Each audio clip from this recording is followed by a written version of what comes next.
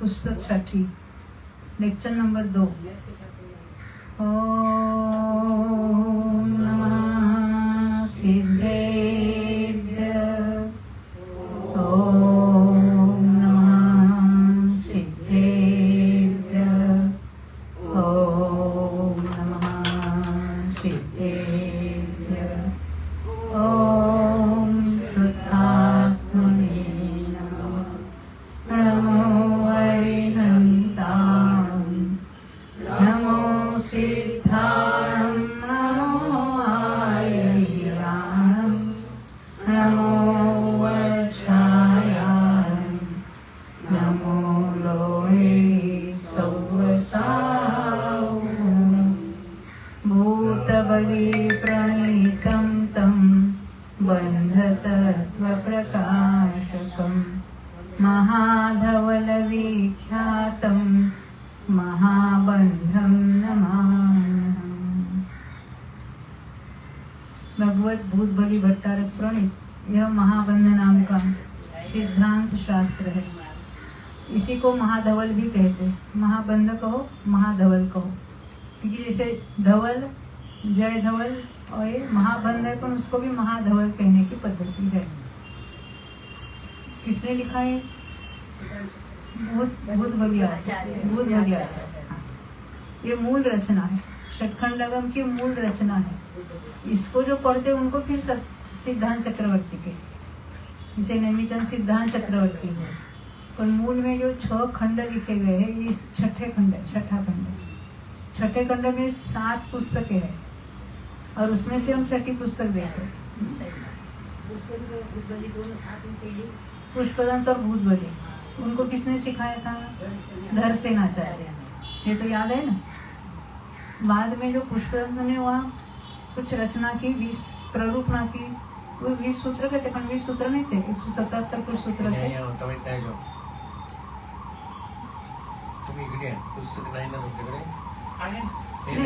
कोई बात नहीं, बाद में चालू हो जाएगा। सुनना आप, मैं क्या कह रही थी। धरसेनाचार्य ने इन दोनों को सिखाया। एक पुष्पदंत ने कुछ 20 प्ररूपणाएं लिखी, जिसको सब प्ररूपणा कहते हैं। तो उनकी आयु कम थी, तो उन्होंने अपने शिष्य के साथ वो भूतबली आचार्य के पास भेजा, तो वो समझ गए। तो आगे नहीं, पहला खंड खाली उन्होंने लिखा, आगे सभी खंड, पहला खंड भी पूरा नहीं, पहले खंड में भी जो सब प्ररूपणा खाली उन्होंने लिखी, बाकी सभी प्ररूपणाएं भूतबली आचार्य की रचना है। परंतु पहले 5 खंडों पर जो टीका लिखी वीरसेन आचार्य, उसको कहते धवला। उसकी 16 पुस्तकें हैं और ये छठा खंड है, वो भूतबली आचार्य की ओरिजिनल रचना है, उस पर टीका नहीं हुई है। 7वें में नहीं, छठे में पूरा ये छठा खंड है, 7 भागों का।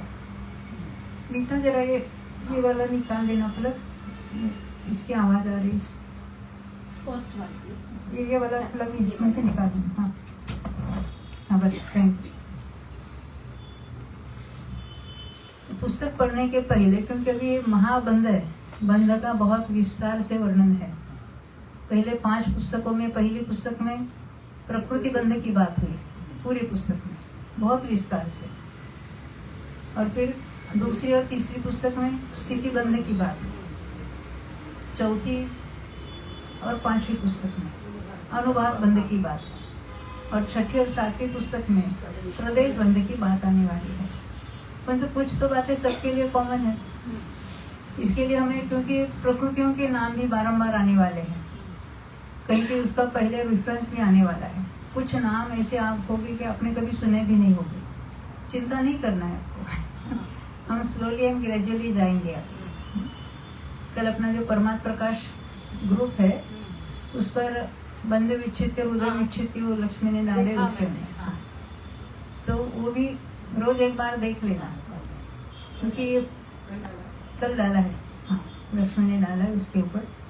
हम जो पंचलभ्या आपके पास, मैंने पुस्तक दी ना अभी सबके हाथ में, तो थोड़े हम प्रकृतियों के नाम देखते हैं, क्योंकि बारंबार प्रकृतियों के नाम आने वाले हैं।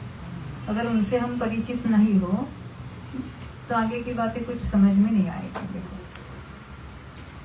11 पेज निकालने, पंचलब्धि पुस्तक है मेरे पास। 11 पेज में देखो क्या कहते हैं, सेकंड पैराग्राफ। सामान्यपने तो हम कर्मों की चर्चा करते हैं, हमने कर्म बंधा है, हमारा कर्म का उदय चल रहा है, क्या करे, ऐसा हुआ वैसा हुआ, है ना। कर्म हमको फल दे रहा है, कर्म फल दे रहा है कि जीव ले रहा है। तो यहाँ देखो, ये निमित्त रूप से सभी बातें हैं और ये निमित्त का कथन किया जाता है। कर्णान योग की विशेषता क्या है कि निमित्त को बताते हैं और निमित्त ने कार्य के ऐसा कथन भले हुआ, कथन होता है निमित्त से और कार्य होता है उपादान से। ये बात बिल्कुल इधर लिख के रखना अपने हृदय पर। उपादान यानी द्रव्य की निज शक्ति, द्रव्य स्वयं अपने निज शक्ति से पर्याय रूप से परिणमित होता है, उसमें परद्रव्य का किंचित मात्र कुछ भी योगदान नहीं है। जीव, इसकी प्रत्येक पर्याय जीव के अपने स्वयं के उपादान से नहीं, निज शक्ति से, भले वो गलत यानी जो हम कहेंगे ना उल्टी विपरीत पर्याय हो या स्वभाव जैसी सही पर्याय हो, वो द्रव्य स्वयं अपने से करता है। और पर उसमें निमित्त का कथन किया जाता है, क्योंकि वो मिथ्या तो कर्म का उदय है तो जीव ने मिथ्या तो क्या ऐसा कहेंगे, पर दोनों बातें निमित्त और जो कार्य, जिसको निमित्त नैमित्तिक कहते हैं, वो एक समय में होते हैं। ऐसा नहीं कि पहले निमित्त आया इसलिए इसको परिणाम आना पड़ा, ऐसा तो बिल्कुल है नहीं। जैसे आप सुबह उठकर पहले कहाँ चले जाते हैं, मंदिर नहीं, वो आईने के पूरे सामने।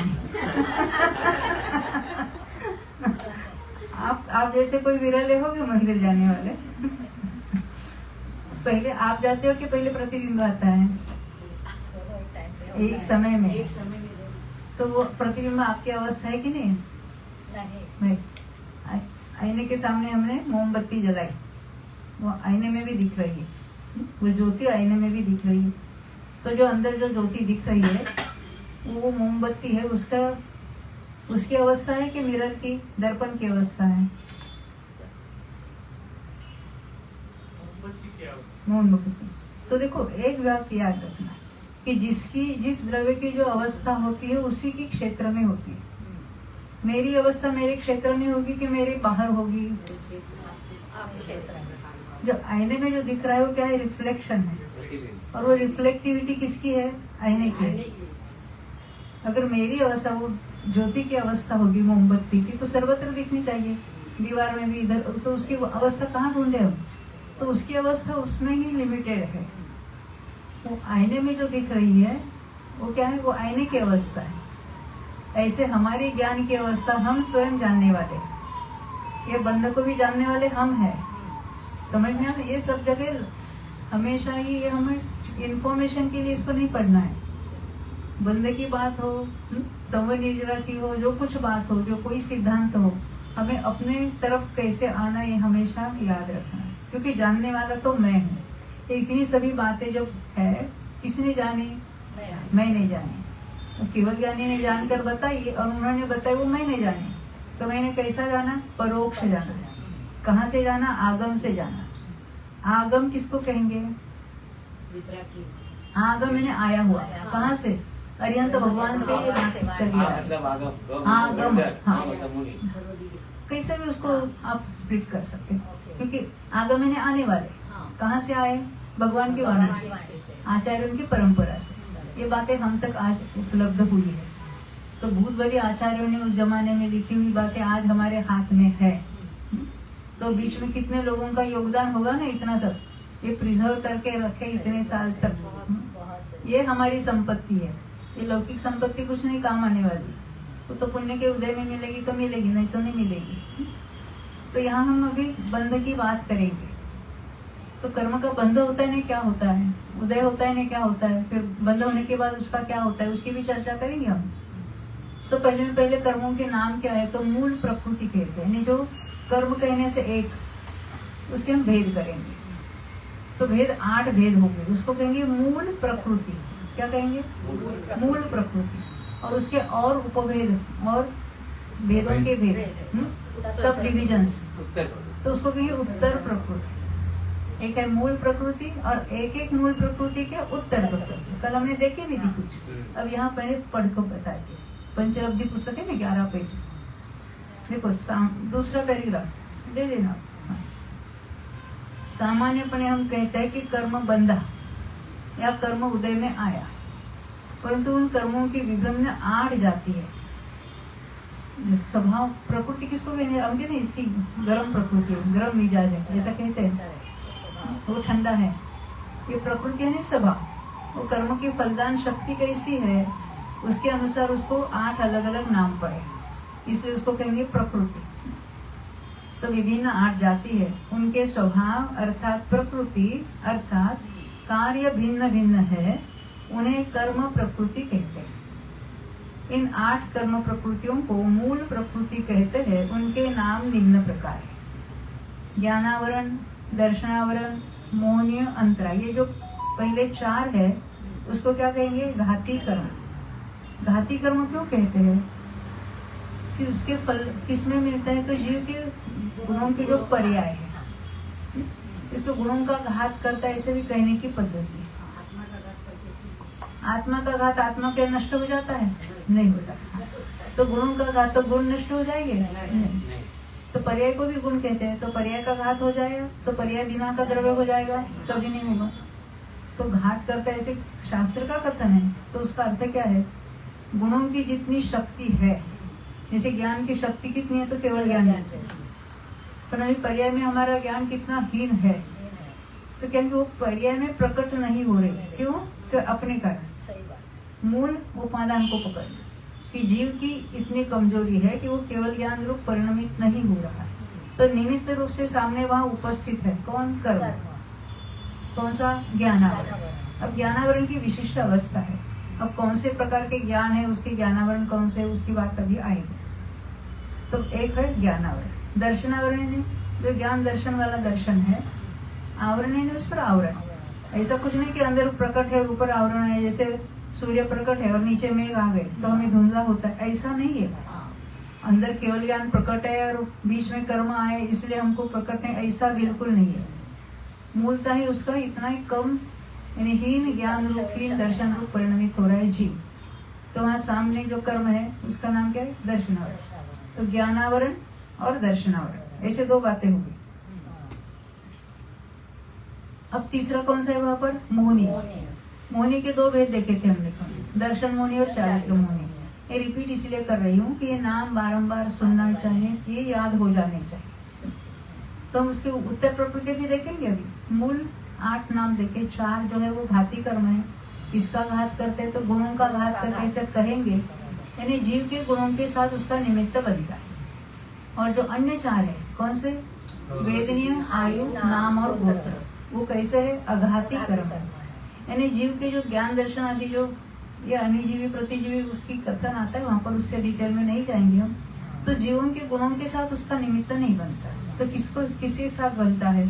संयोगों के साथ, शरीर के साथ, नीच गोत्र है या आयु लंबी या छोटी, उसके साथ उसका निमित्त बनता है। तो वो डायरेक्ट फल कहाँ मिलता है जीव को? घाती वाला। ये अभी ख्याल में रखना, आगे देखते हैं। आपने बोला घात जो करते हैं, घाती कर्म, आत्मा का घात होता नहीं, गुणों का भी घात नहीं होता। तो हम लोग इसे बोल सकते हैं कि ये गुण हीनाधिकता करता है। किसमें? गुणों में या पर्याय में? गुणों में तो कुछ नहीं होता है। पर्याय जीव की पर्याय स्वयं हीनाधिक परिणमता है। तो सामने उसकी उपस्थिति है तो उसको कहेंगे हम। कथन में क्या होगा कि ज्ञान आवरण का क्षोषम चल रहा है तो यहाँ जीव का मति शुद्ध ज्ञान चल रहा है। तो केवल ज्ञान आवरण का उदय है तो वहाँ केवल ज्ञान बिल्कुल नहीं है, इस तरह से कहेंगे हम। हमारे अभी उसमें भी क्षोषम क्या है वगैरह वो बातें अपनी यहाँ अभी नहीं लेंगे हम। आप पंचलब्धि में से भी पढ़ सकते क्षोषम किसको कहना, क्या कहना। कुछ विषय हम इन पुस्तकों के आधार से भी लेंगे और कुछ विषय तो आपको बताएंगे, पढ़ लेना करके, क्योंकि अपना यह मूल विषय तो अभी शुरू होने को टाइम है थोड़ा। क्योंकि इन प्रकृतियों के जब तक नाम नहीं सुनते हैं, ये अनुभव क्या होता है, प्रदेश क्या होता है, समझते नहीं है तो आगे की बात कुछ समझ, क्योंकि आप डायरेक्ट एकदम छठे भाग पे जा रहे हैं। छठे भाग में, वो भी महाबंध के एकदम जम करके शिखर पर पहुंच गए हैं। देखो, ज्ञानावरण, दर्शनावरण, मोहनी, अंतरा, ये क्या है? घाती कर्म। और अघाती वेदनी, आयु, नाम, गोत्र। तो घाती कर्म में पुण्य रूप कितने हैं?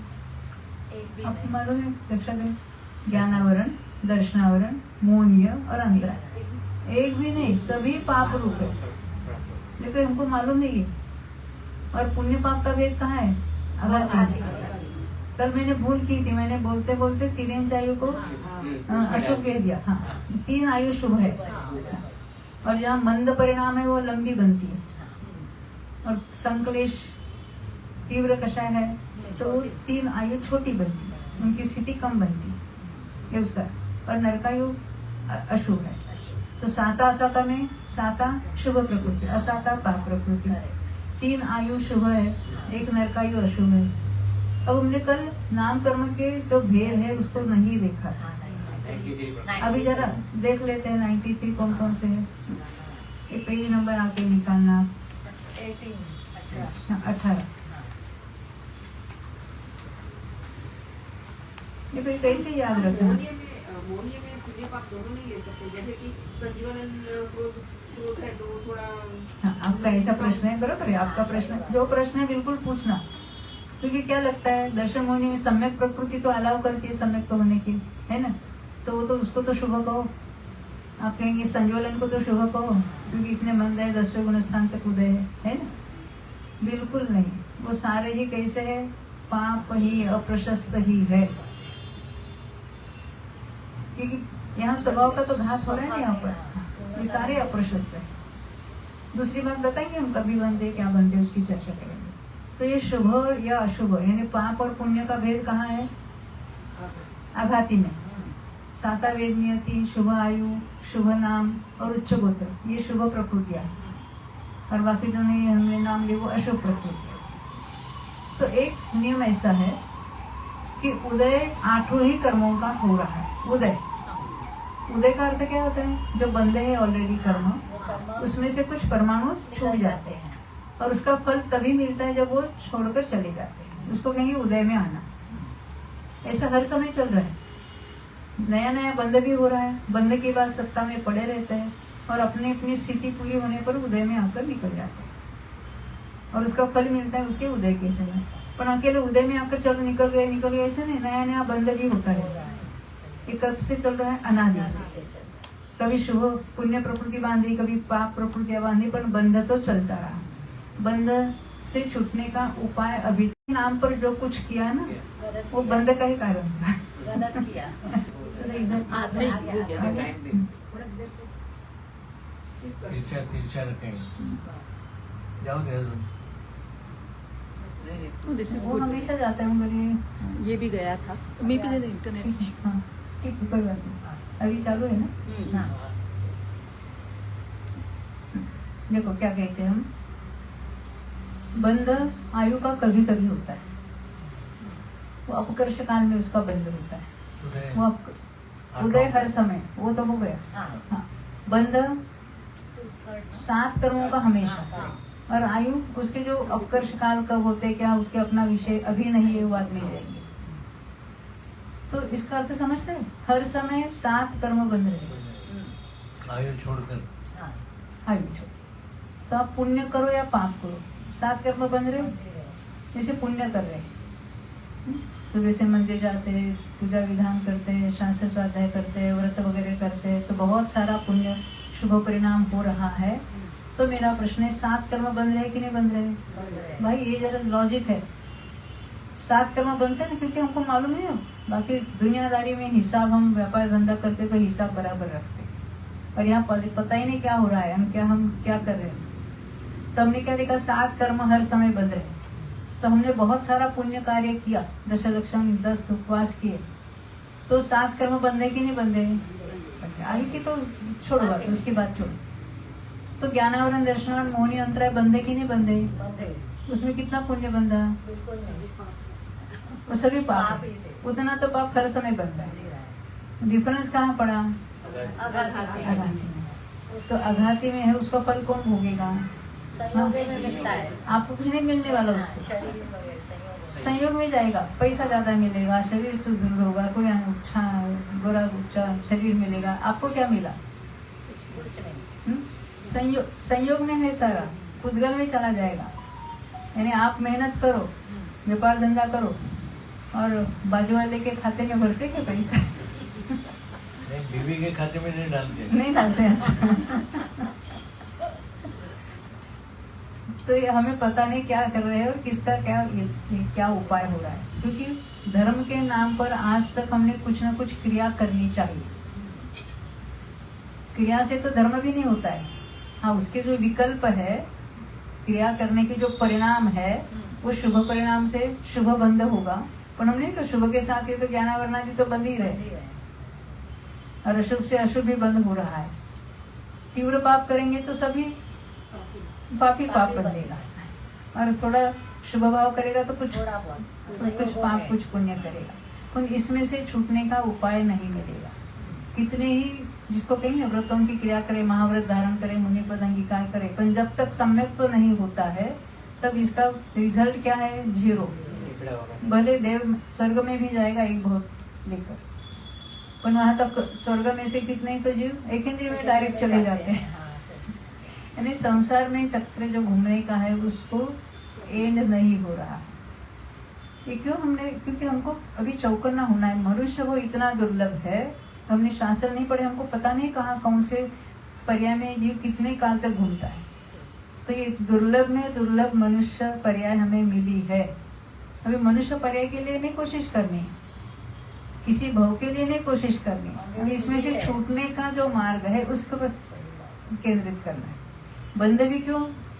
आप कहेंगे फिर छूटने का मार्ग बताओ ना, बंध क्यों बता रहे? ये सातों ही तत्व कैसे प्रयोजनभूत तत्व है। बंध तत्व प्रयोजनभूत है ना। हम बंधे हुए तो मान्य करो, और कैसे कैसे बंधे हो, कैसे कैसे परिणाम से बंध होता है, फिर छूटने का उपाय भी उसी के साथ चलेगा। तो ये हमने 8 नाम देखे और बंध की भी बात देखी थी। अब इसकी जो उत्तर प्रकृतियां है ना उसकी बात देखनी हम। कल हमने नाम देखे कि ज्ञानावरण के 5, हमें 5 ज्ञान मालूम है, मति ज्ञान, शुद्ध ज्ञान, अवधि ज्ञान, मनोपरि ज्ञान, केवल ज्ञान। उसके आगे आवरण शब्द लगा, मति ज्ञानावरण, शुद्ध ज्ञानावरण, ये 5 तो ज्ञानावरण हुए। अब दर्शनावरण कौन से है? तो उसमें तो 5 तो निद्रा है और फिर 4 ये जो दर्शन है उस पर आवरण लगा है। एक्चुअली जो शास्त्र में जो पहले निद्रा के नाम लेते हैं, हम चक्षु को लेते हैं, स्नान वृद्धि, निद्रा निद्रा, प्रचला प्रचला, निद्रा प्रचला। उमा स्वामी के वो ग्रंथ में तो पहले ये दिया है, कुछ नहीं ले लो ना। देखो उसमें क्या है, ये जो प्रदेशों का डिस्ट्रीब्यूशन वगैरह होता है ना, उसमें उसका काम आता है। किसमें ज्यादा माल जाता है, किसमें, उसके लिए वो उसकी अपेक्षा से वो क्रम अलग होता है, करना नहीं। कोई भी नाम ले लो पहला, उसमें कुछ बात नहीं है। तो हमने देखे ना दर्शनावरण की स्नान वृद्धि, निद्रा निद्रा, प्रचला प्रचला, निद्रा प्रलय, ये तो 5 निद्रा हुई। चक्षु दर्शनावरण, चक्षु और अवधि दर्शनावरण और केवल दर्शनावरण। मोहिनी की बात कल हमने देखी थी। दर्शन मोहिनी की 3 और चारित्र मोहिनी की 25, अंतराय की 5, वेदिनी की 2, साता रसा, आयु 4, ये तो मालूम है सब। करना नियोग में हमेशा नरक का नाम पहले लेते, कोई गति की बात हो या आयु की बात हो या अन्य कोई भी जो मार्गणाओं में जो बातें अभी बंध बताना है, कहाँ कौन सा बंध होता है, तो पहले नरक की बात करें, फिर तिर्यंश की, फिर मनुष्य की, फिर देव की। ऐसा ही क्रम है। वो फिक्स है, उसके लिए कुछ ऐसा कारण नहीं है कि नरक का नाम पहले क्यों दिया। पद्धति क्या है वो बताया। तो हमने देखा था अभी हमें नाम कर्म के जो उत्तर प्रकृति है उसको देखना है। अभी पेज नंबर 18 लिखा। 93 याद करना तो बहुत कठिन बात है, परंतु 42 थोड़े हम शॉर्ट करते हैं। कैसे? गति कहने से 4 गति हमको मालूम है, तो गति कहने से याद आता है, इसको कहेंगे पिंड प्रकृति। ग्रुप है वो, एट ए टाइम 4 नहीं बंधेगी। हाँ, वो कैसे उदय और बंध के जो नियम है उसको अलग अलग, परंतु याद करना है तो पहले में गति तो मालूम है, नरक गति, तिरंज गति, मनुष्य गति, देव गति। जाति कहने से कौन सी जाति? हिंदू मुस्लिम, हाँ, एक इंद्रिय जाति, 2 इंद्रिय जाति, 3 इंद्रिय जाति, 4 इंद्रिय जाति और 5 इंद्रिय जाति। उसमें असंगी संगी का भेद नहीं करना जाति में। ये 5 अलग अलग जाति नाम कर्म है, इसको कहेंगे जाति नाम कर्म। बाद में ऐसे कहेंगे जैसे गति, 3 इंच गति, एक इंद्रिय जाति, ऐसा बांध रहा है। एट ए टाइम ग्रुप कितने का बांधता है तो उसमें उसके पैकेज बताएंगे। जो एक इंद्रिय जाति का बंद कर रहा है वो नर गति नहीं बंधेगी, उसके साथ कौन सी गति बंधेगी? 3 इंच गति। फिर वो सब स्थावर है वगैरह वगैरह, वो बातें आगे आएगी। तो गति जाति, फिर शरीर 5 प्रकार के, वो तो मालूम है। औदारिक, वैकारिक, आहार, तेजस, स्थान। एट ए टाइम तो 5 किसी को तो होते ही नहीं है। तो गति जाति शरीर, बंधन संघात, जे नाम शरीर के है वही बंधन के है, वही संघात के है। ये याद रखो। बाद में हम बंधन और संघात को शरीर में इंक्लूड करके और उसकी संख्या कम करेंगे प्रकृति में बाद में। अभी तो क्या क्या देखा? गति, जाति, शरीर, बंधन, संघात। अभी आगे फिर संस्थान। संस्थान है शरीरों के आकार, इसमें 6 लिखे हैं, वो 6 अलग अलग है। देखो इनके नाम देखने ना आगे के पेज पर, संस्थानों के नाम ये सब इसमें लिखे हैं। पेज नंबर 24 पर। पहले जो शुभ प्रकृति है एक ही, समचतुरस्र संस्थान यानी प्रोपोर्शनेट बॉडी। फिर न्यग्रोध परिमंडल संस्थान, ये अटपटे नाम है उसके। तीसरा है स्वाति, चौथा है कुब्ज, 5वां है वामन और 6ठा है हुंडक संस्थान। ये 6 संस्थान है। यानी जो शरीर के आकार है वो संस्थान नाम कर्म के कारण उसको विशिष्ट आकार मिलता है।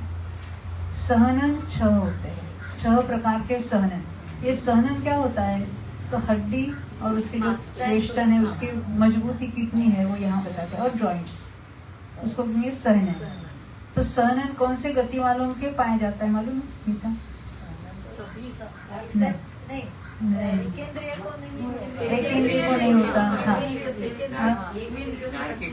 हाँ, द्विंद्रिय से पंचेंद्रिय तक होता है, परंतु देव और नारी के उनके नहीं होता। वैक्रिक शरीर में सहनन नहीं है, आहार शरीर में भी सहनन नहीं है, ख्याल में। बाकी जो त्रसों को, त्रस यानी तिर्यंच और मनुष्यों को, एक इंद्रिय को छोड़, एक इंद्रिय के छोड़कर बाकी तिर्यंच और मनुष्यों के सहनन पाया जाता है। जो आपने कोई नियम सुने होंगे, 7वें नरक में जाने वाले को वज्र, वो तो किसको? जाने वाले को। वहाँ कोई सहनन नहीं होता।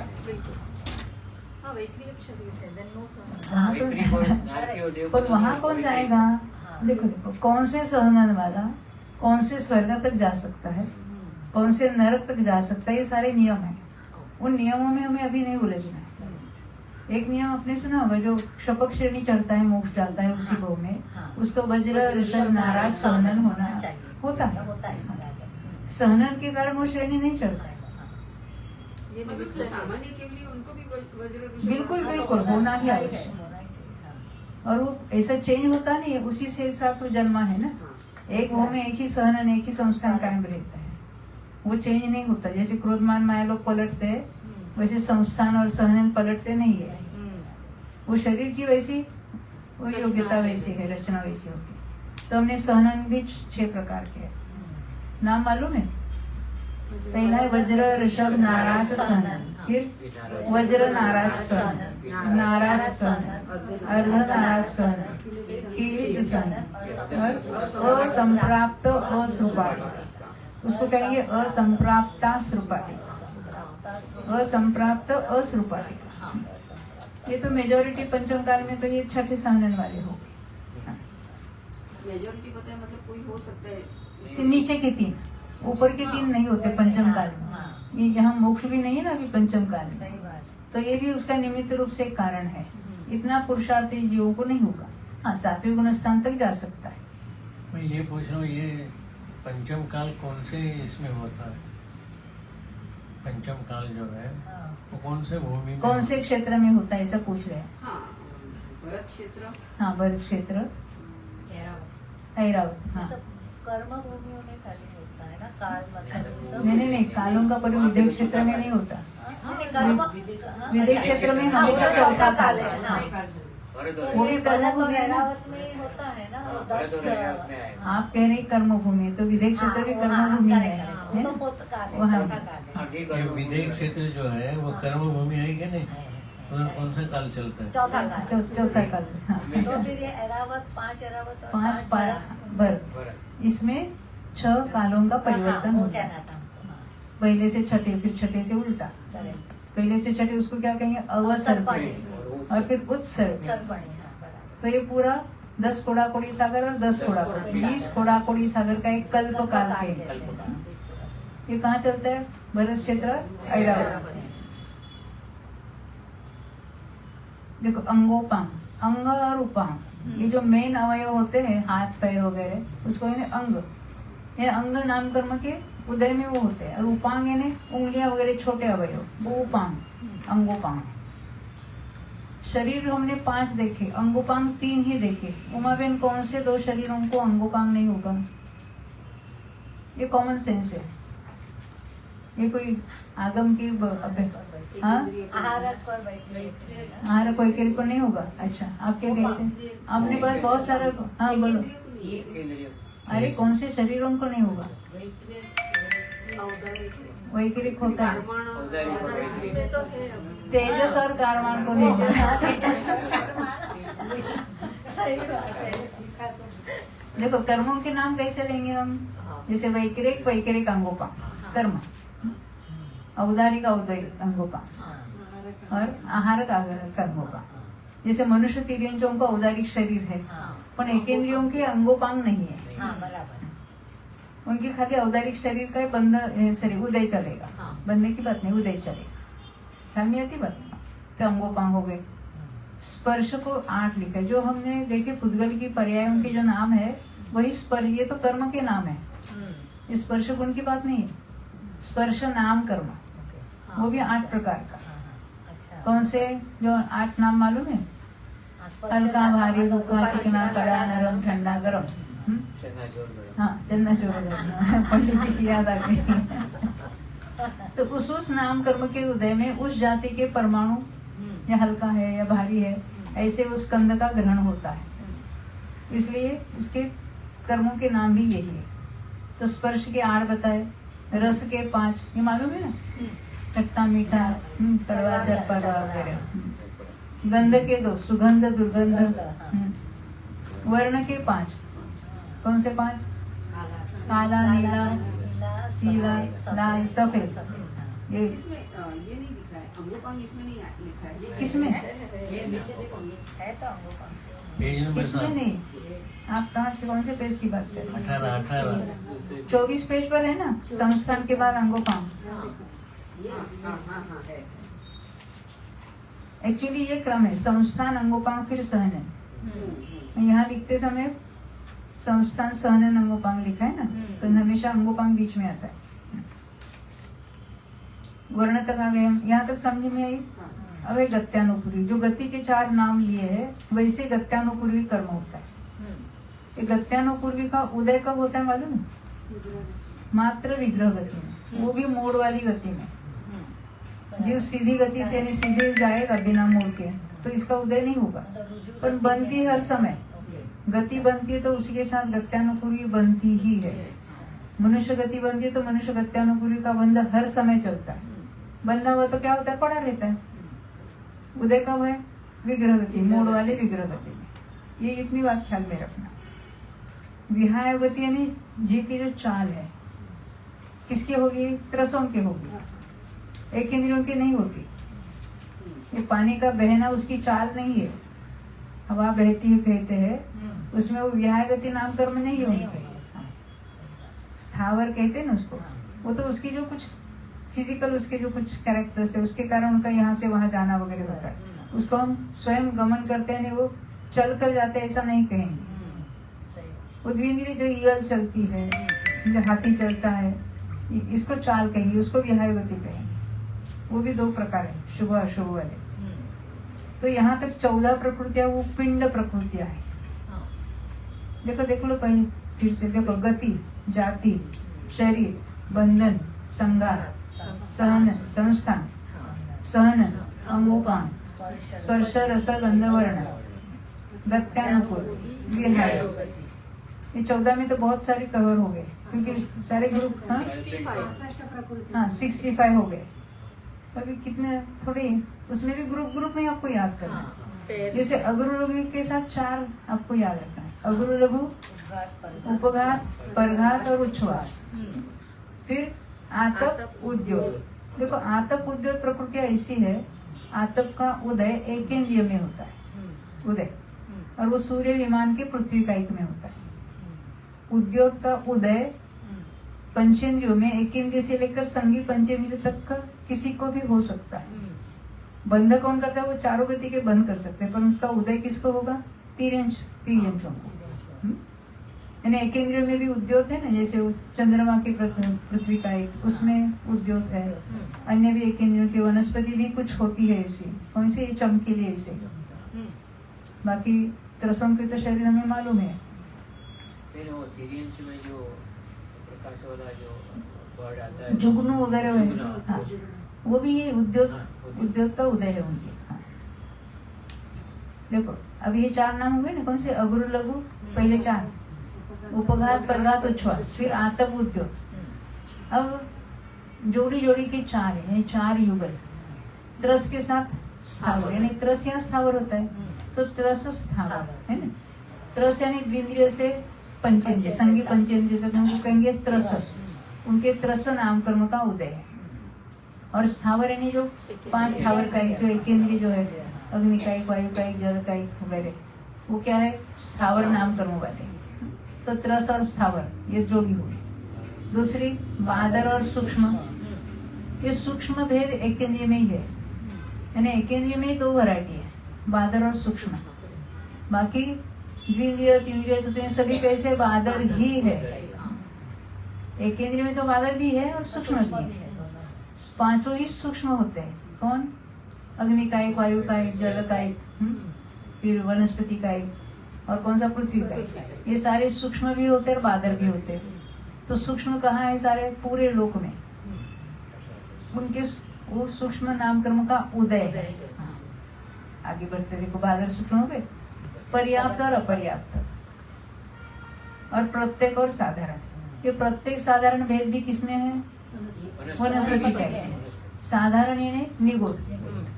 साधारण एक कॉमन बॉडी, कौन से? औदारिक शरीर एक कॉमन है उनके लिए, और बाकी विशेषता भी हम उसमें नहीं जाएंगे। तो उसको कहेंगे साधारण, उनके नाम कर्म का उदय है, उसी को निगोद कहेंगे। और वनस्पति में प्रत्येक वैरायटी भी है, यानी मात्र वनस्पति में प्रत्येक और साधारण 2 भेद है। अन्य जो है कौन से? वायु कायिक, अग्नि कायिक, जल कायिक और पृथ्वी कायिक, वो प्रत्येक ही होते हैं। ये साधारण वैरायटी अन्य किसी में भी नहीं है। मात्र निगोद क्या है? वनस्पति कायिक। पर सभी वनस्पति कायिक निगोद नहीं है। निगोद है वो वनस्पति कायिक है, पर सभी वनस्पति कायिक निगोद नहीं है, क्योंकि प्रत्येक वनस्पति अलग टाइप है वहां पर। और कौन है? मनुष्य कैसे है? प्रत्येक है कि साधारण है?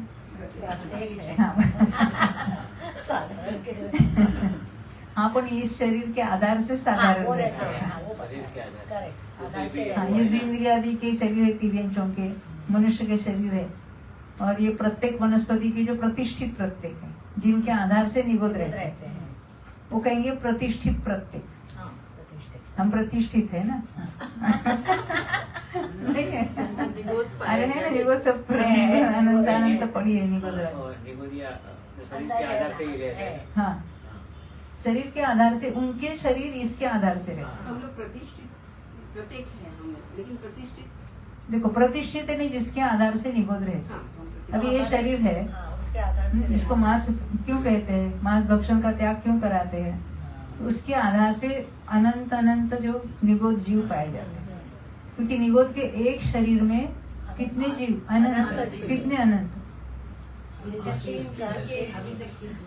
हाँ, जितने सिद्ध हो चुके उससे अनंत गुणे जीव एक ही निगोद शरीर में। अब ऐसे इतना सा आलू का टुकड़ा ले लो, प्याज का, आलू का, उसमें असंख्यात ऐसे शरीर हो गए, और एक एक शरीर में इतने अनंत जीव। कितने अभी तक जितना काल गया ना भूतकाल, वो भूतकाल से भी अनंत गुणे जीव, क्योंकि भूतकाल में अनंत सिद्ध हो गए, तो सिद्धों से भी अनंत गुणे। अभी आज के बाद अनंत काल और बीत जाएगा, तो और अनंत सिद्ध हो जाएंगे। फिर भी उससे अनंत बने जो एक निगोज शरीर में रहेगी, यानी इतनी वो अनंतता है जीवों की। जैसे लेदर की वस्तु क्यों नहीं वापरते, क्योंकि वो भले जीव मर गया, चमड़ा रह गया, उन चमड़े की ऐसी विशेषता है उसमें, वहां पर भी निगोज जीव उत्पन्न होते रहते, मरते रहते। और उसको वापरने से क्या होता है, वो कदली घात से वो मर जाते, यानी उनकी हिंसा होती है। इसलिए सिल्क क्यों नहीं वापरते, चमड़ा क्यों नहीं वापरते, उसके पीछे अरे हमने इसका त्याग किया, उसका त्याग किया, उससे कुछ नहीं। वो क्यों नहीं, ये समझना आवश्यक है। समझ पूर्वक उसका अगर त्याग होवे तो उसका फायदा है ना। नहीं तो क्या, हमने कुछ ये नहीं खाते, वो नहीं खाते, ऐसा नहीं। उसके पीछे करणान योग के सारे नियम है। कौन सी चीजें खाने वाले, यानी जो खाद्य जो हम कहते हैं भक्ष, उसके आधार से बताए। क्योंकि ये बातें किसने जानी है, केवल ज्ञानी नहीं जाने। हमें तो ऐसे ऊपर से कुछ नहीं दिखता ना। जीव कहाँ है, देखो लोग पूछते कहाँ है जीव, आपको कहाँ दिख रहे हैं, ऐसा दिखने वाले तो नहीं है। तो हमने क्या देखा, त्रस, स्थावर, बादर, सूक्ष्म, पर्याप्त, अपर्याप्त, प्रत्येक और साधारण। अभी 6 जोड़ियां है। देखो, स्थिर अस्थिर, शुभ अशुभ, सुभग दुर्भग, सुस्वर दुस्वर, आदे अनादे, क्या कहते हैं। स्थिर अस्थिर, ये जो सप्त धातु वगैरह शरीर में जो कुछ अवयव होते हैं, तो जो एक रूप से पहले शरीर की रचना होती है, तो कुछ उसमें बनते हैं, फिर उसका और आगे रूप से चेंज होते हैं। तो आगे रूप से चेंज होना, उसको अस्थिर नाम करना है। और कुछ काल तक उसी रूप से रहेंगे, उसको कहेंगे स्थिर नाम। तो स्थिर अस्थिर दोनों का कार्य हर समय चलता है। बंध तो या तो स्थिर या अस्थिर का होगा, परंतु उदय दोनों का होगा। कोई एक का बंद होगा, बंध एक का एट ए टाइम, पर उदय दोनों का एट ए टाइम हमेशा।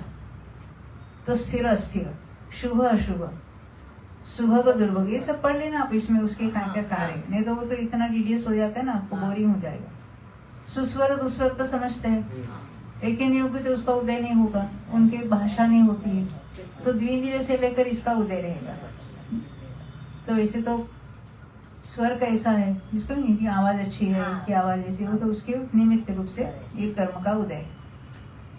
अब ये भी इनका बाद में ये बात है कि कब इनका उदय होता है, उसको भी देखना पड़ेगा। जैसे नाम कर्म के उदय कहाँ कौन से होते हैं, वो भी एक इंटरेस्टिंग विषय, उसको भी थोड़ा हम देख के। हमारा स्थिर और अस्थिर जो उदय में आता है, हाँ, तो जो चलना वो स्थिर, नहीं वो स्थिर, मैंने क्या बताया, सप्त धातु है ना, हाँ, अंदर का, हाँ, तो एक धातु अन्य धातु रूप से होती रहती है। अच्छा, कुछ काल मान लेते ना 8 दिन तक अपने रूप से रहे, फिर नेक्स्ट धातु, फिर नेक्स्ट धातु, फिर नेक्स्ट धातु, इस तरह से। जिसको हम क्या कहेंगे, रीजनरेशन चलता है। जैसे नए सेल्स बने तो फिर उसमें कुछ ट्रांसफॉर्मेशन होते रहता है, और फिर वो क्या है, निकल जाते हैं बाद में।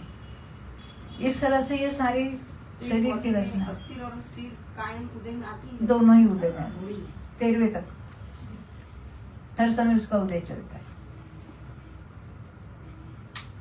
बंध इधर और होगा, अभी कौन सी कहाँ तक बनती, वो बंध विच्छित्ति आपको भेजा है ना, ये देख लेना, हम पढ़ेंगे यहाँ या फिर भी आप देख लेना उसको।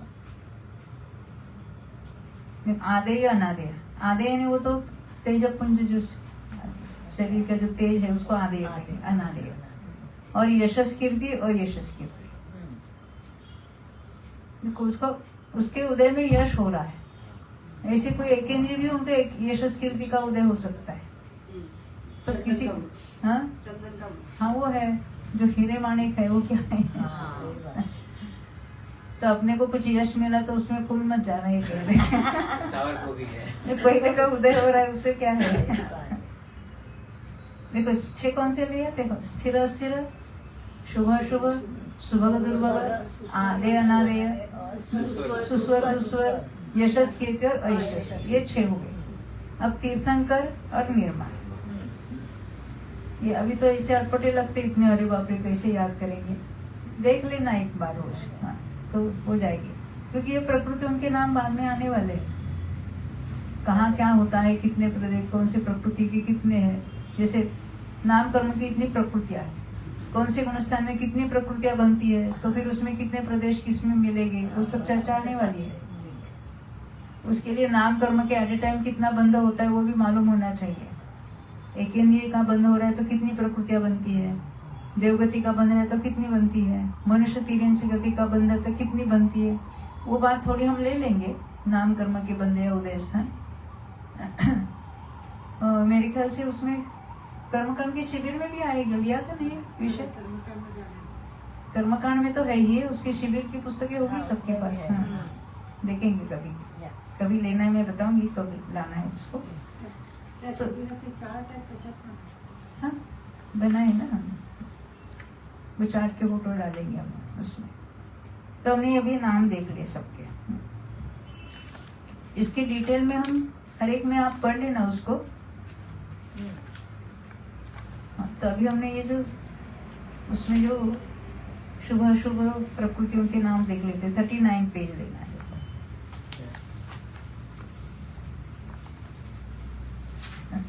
पहले 38 पर देख लेते हैं।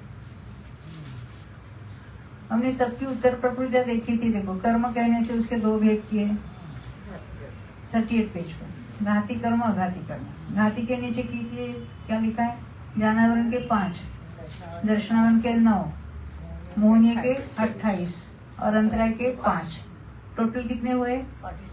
47, 47 बराबर। अब अघाती कर्म में वेदिनी की 2, आयु की 4, नाम की 93, 93 और ब्रैकेट में 67 लिखा है। ऐसा क्यों?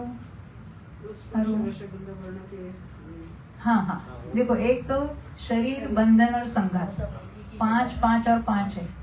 उसके बदले हम शरीर कहेंगे तो उसमें इंक्लूड करेंगे, तो 10 वहां हमने कम कर दिया। और स्पर्श, रस, गंध, वर्ण, तो उसमें स्पर्श के 8 के बदले हमने केवल स्पर्श कहा।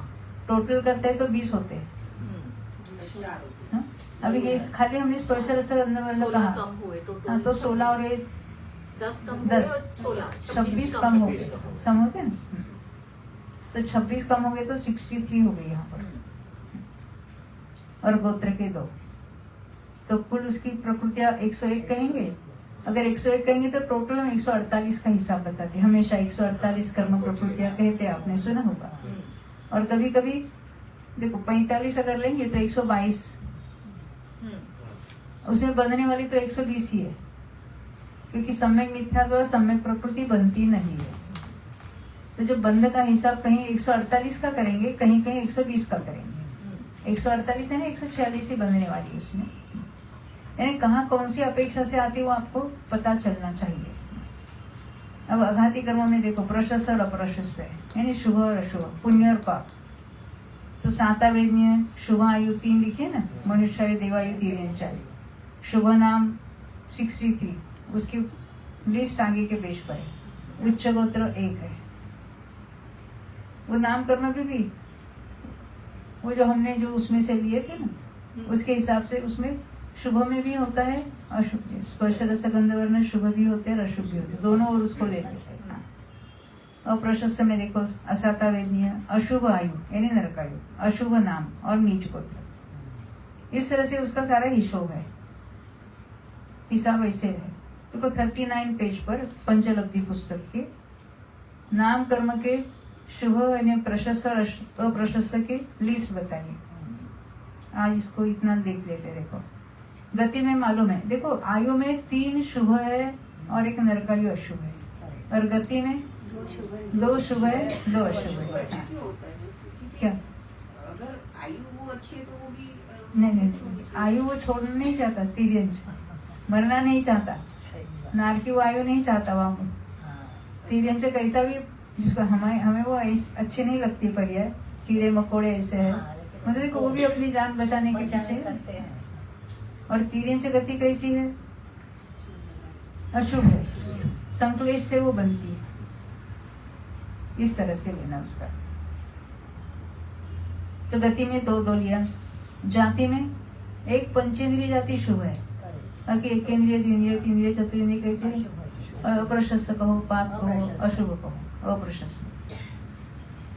सभी शरीर है वो प्रशस्त है, 5, बंधन भी और संघात भी, अंगोपांग भी सभी प्रशस्त, उसमें कोई अप्रशस्त की बात नहीं है। स्पर्श में देखो, ये शुभ में भी लिया, अशुभ में भी लिया, ये महत्व की बात है। वो भी इधर रखो। नहीं, इंटरनेट जा रहा है? हाँ गया it is showing live recap now. पलीकडे जाऊ. डन करू, कसं करू हिला? अरे ये स्पर्श ये सभी शुभ और सभी अशुभ कैसे दिए? गीता. हम्म, बस. थांबा, आधी लाव.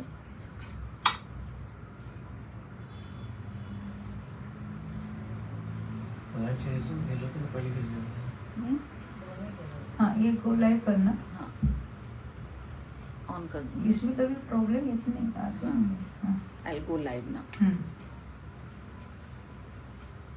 अरे, गया it's changed. It's changed. एक minute. हाँ. Done. No, one sec. When I do go live, it is changing the camera. See again. I don't know, it's changing the camera to go. When I do go live, हाँ। it's turning towards us. Then when I'm again doing back to you, now I've done go live. Again it's changed the camera. जो ये. मेरी और करो ना, जाने दो। हाँ. सही हाँ बराबर हाँ. उल्टा करो। एक मिनट. ये फिर से अभी एक मिनट लाइव चल रहा है. Next. Now see it is. नहीं।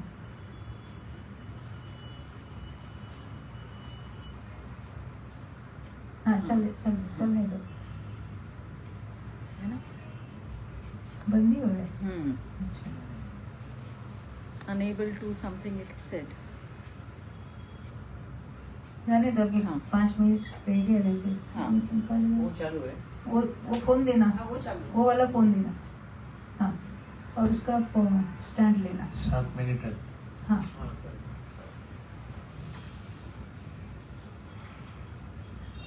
इसकी बैटरी लो है।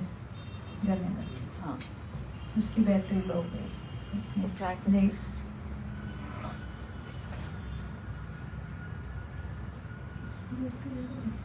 There's something wrong. It say unable Unable to to connect. connect to this at this Internet. moment. हाँ। हाँ. I'll try and move it here. इधर लगाना।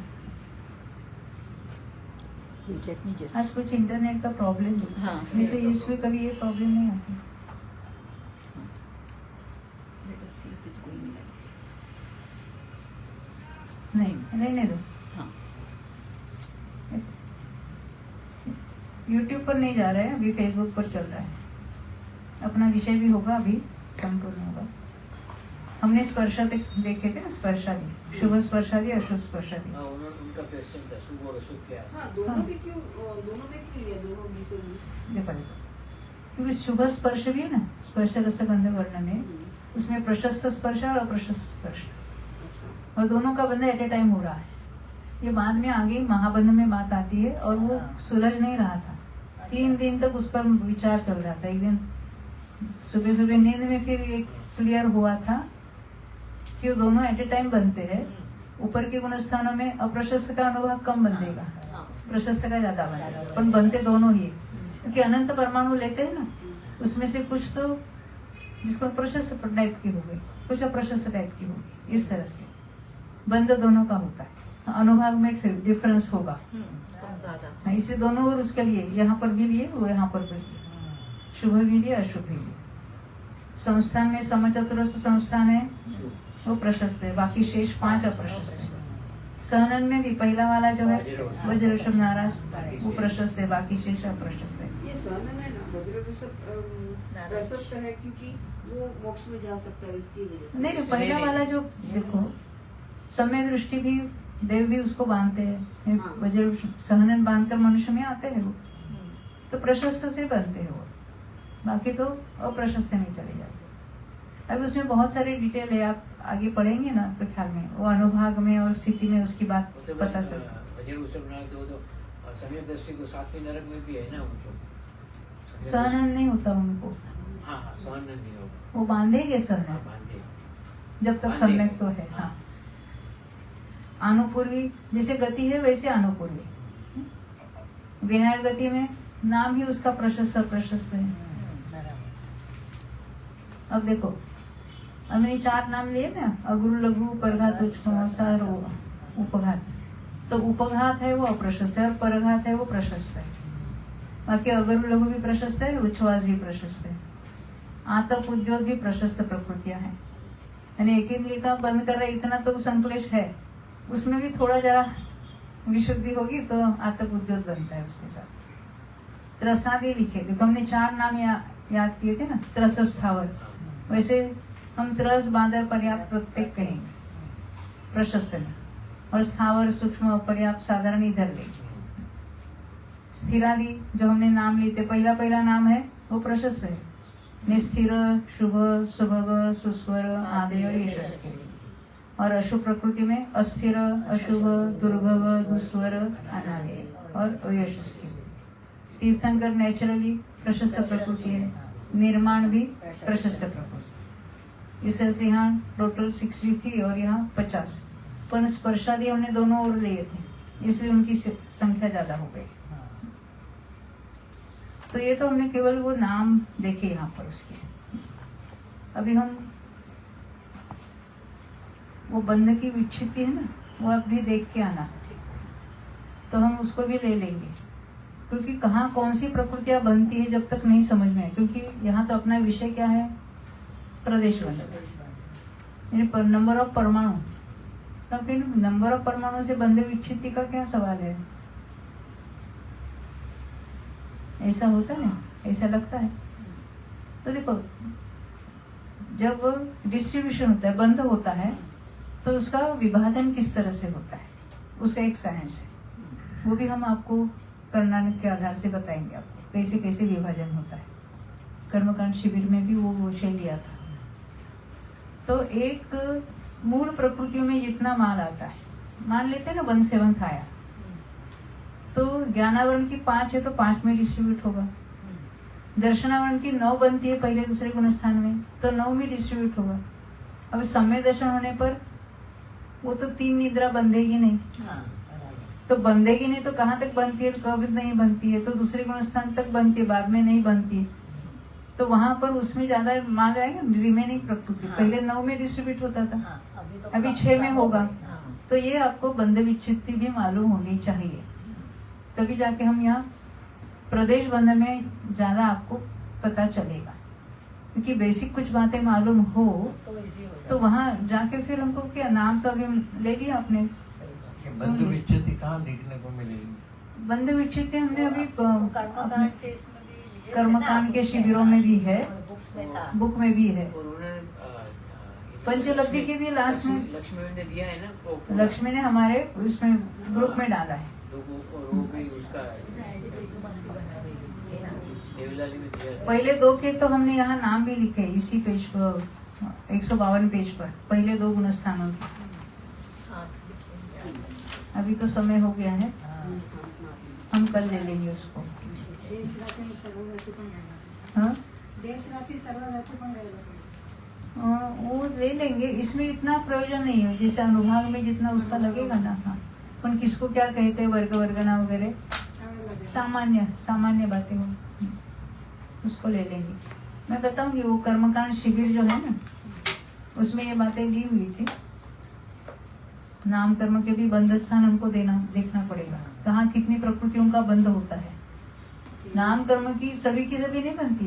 देवगति बांधती है तो विशिष्ट 28 प्रकृतियां बनती है।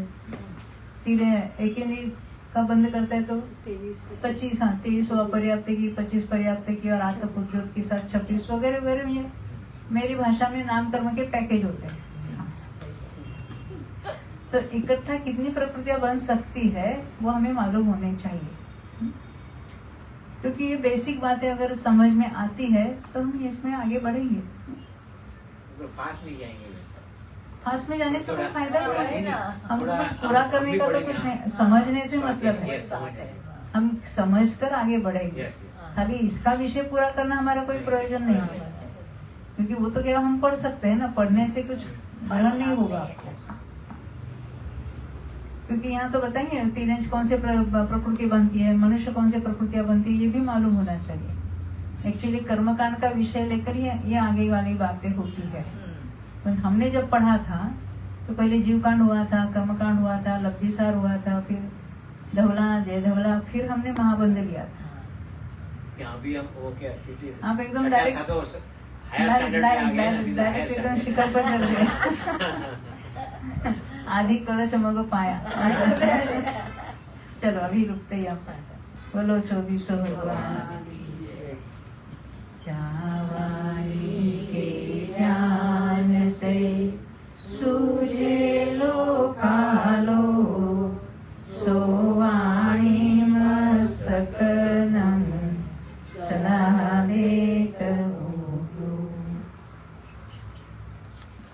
प्रतिभात है। नमो हरिहंताय, नमो सिद्धाणां, नमो आयुर्याणां, नमो अध्यायाय, नमो सर्वसाधूनां।